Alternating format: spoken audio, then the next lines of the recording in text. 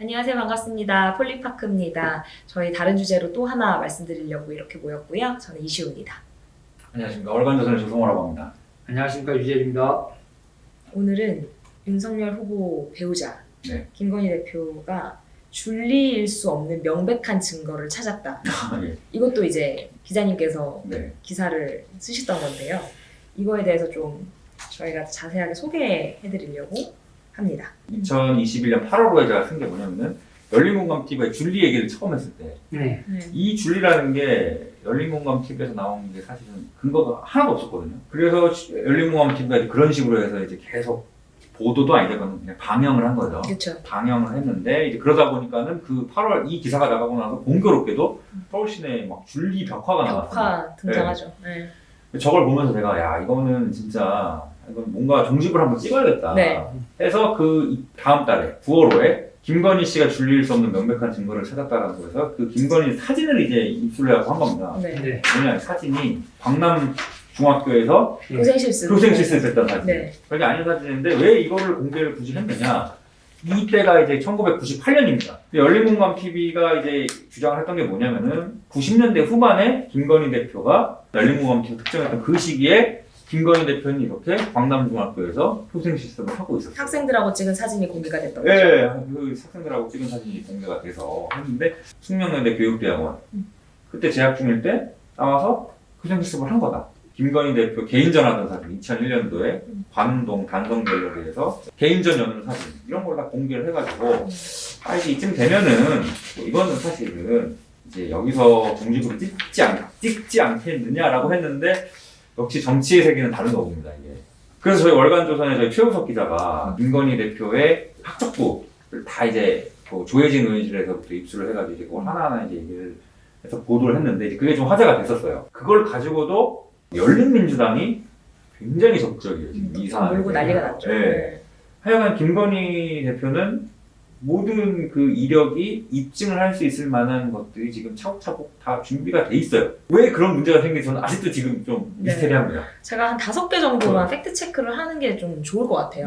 네. 이제 그 중에 이제 첫 번째가 더불어민주당 도종환 의원이 네. 주장을 했었던 거예요. 김건희 씨 대학 강의하고자 교사 근무 경력 허위 제출했다. 그렇죠. 여기 그 숙명여자대학교 아까 교육대학원 학업성적 증명서에 따르면 1998년도 1학기 교육실습 2학점 취득이 확인이 됐어요. 그렇죠. 그리고 두 번째가 광남중학교에서 미술교과로 교생실습 근무한 이력이 없다고 했는데 아까 지금 저희가 방금 말씀드린 그 사진이 증거 자료고 두 가지만 더 확인을 해드리면 서울대 경영학과 석사라고 허위 기재했다. 서울대학교 석사 학위 증명서를 보면 학과 가로 열고 부 땡땡 해서 경영학과가 명시되어 있어요. 그래서 이 부분도 그렇게 저희가 해명이 됐고 그리고 더불어민주당이 6개월 코스에 서울대 경영정보대학원 경영 전문 석사를 한 게 전부다 라고 이야기를 했는데 6개월 코스다라고 주장을 했는데 이게 지금 2년짜리 EMBA나 2년짜리 정규 석사 과정이거든요. 그래서 그것도 증명서를 통해서 의혹이 해소가 됐고요.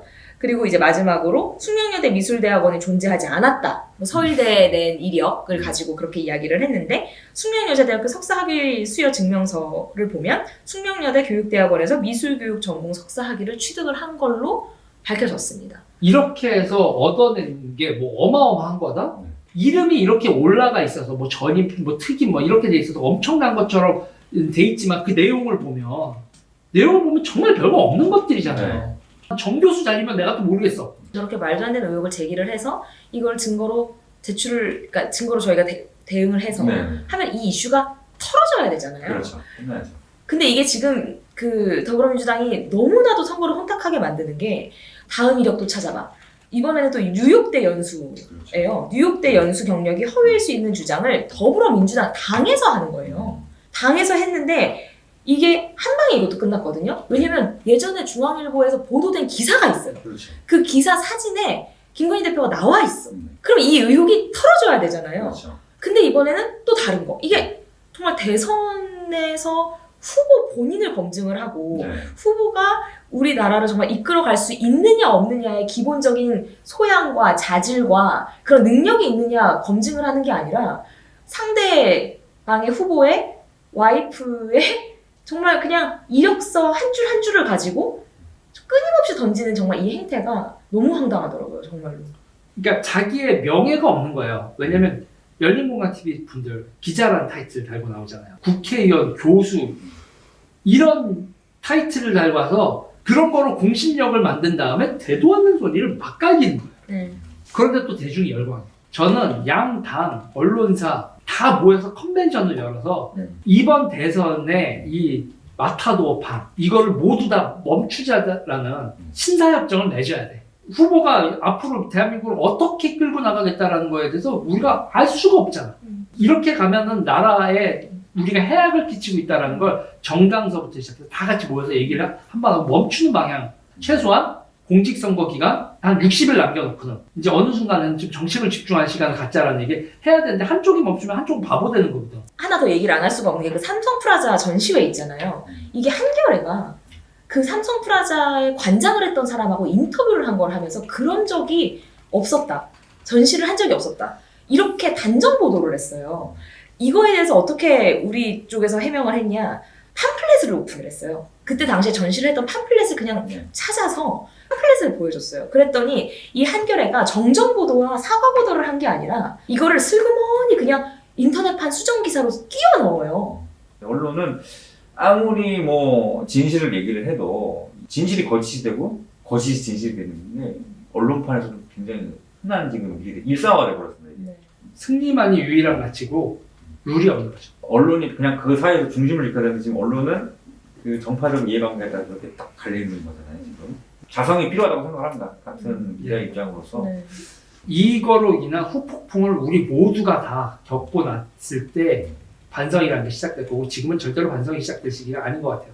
피폐함을 우리 모두가 다 여야 언론인 시민들 모두가 다 그걸 다 겪고 나서야 반성을 할 것 같아요. 제가 아까 드렸던 말씀을 정말 다시 한번 드리고 싶은 게 이게 대해서 진실이 뭐다라고 의혹을 누군가가 제기를 했을 때 그거에 대해서 해명의 정말 퀄리티를 보셔라. 네, 그거를 저는 꼭 말씀을 드리고 싶습니다. 저는 아주 비관적으로 얘기할 때 이런 얘기예요. 이거는 선진국 대한민국이 후진국으로 가는 30년 전쟁의 서막이다. 인구 구조나 산업 구조적으로 봤을 때 대한민국이 계속 후퇴할 수밖에 없는데 30년 내전에 서막일 뿐이다. 앞으로 세대 간 그리고 지역 간 계층 간 갈등은 그리고 정파적 전쟁은 거의 내전 수준으로 계속 격화될 것이다. 되게 비관적으로 봅니다. 이 사실을 기반으로 이거를 막을 국리를 누군가 할 것인가. 그리고 그런 걸 막으려고 노력하는 사람들을 시민들은 얼마나 바라봐 줄 것인가. 결국은 신교 구교의 파국적인 30년 전쟁 끝에 자유민주주의가 탄생하는 베스트팔렌 조약이 맺어졌다. 정권 교체냐, 뭐 정권 유전 이런 차원의 문제가 아닌 거네요. 그러니까. 우리가 이렇게 된 모든 것이 상실되어가는 30년을 우리가 지켜봐야 그리고 정부가 파산하는 꼴을 봐야 정부 예산을 이렇게 늘려가는 것도 멈출 거고 그 업자들과 놀아나는 정치인들도 그때 가서 없어질 거다.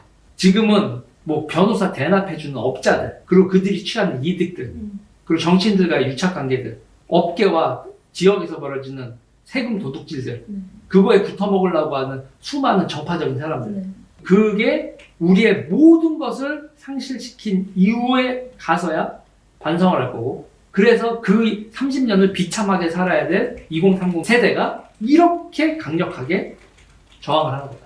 기존 기성정치. 그리고 2030 세대는 어쨌든 정권 교체에 대한 열망은 어마어마하더라고요. 여론조사를 보면은 20대, 30대는 정권 교체를 해야 된다는 여론이 압도적입니다. 그게 어느 정도까지 이번 선거에 반영이 될지는 솔직히 잘 모르겠는데. 그 열망은 전 그래요. 후진국에서 태어나서 선진국을 살아가고 있는 제 세대. 선진국에서 태어나서 후진국으로 가고 있는 걸 바라보는 2030 세대. 더 아포칼립스적인 얘기를 하면 네.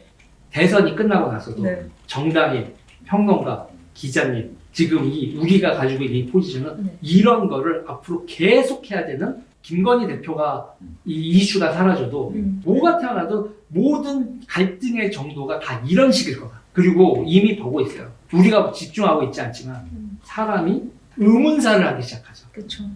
이건 이제 정말 내전 수준으로 갈 거다. 그래서 여러 가지 좀 궁금증이나 의문감이나 진짜 맞나 아닌가?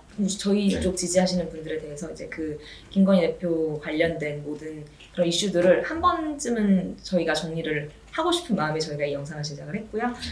이 영상으로 여러 가지 생각들과 처음에 갖고 가셨던 그런 뭐 의문점들과 이런 부분들이 말끔하게 해소됐기를 바랍니다. 오늘 여기까지 하겠습니다. 감사합니다. 여러분 감사합니다.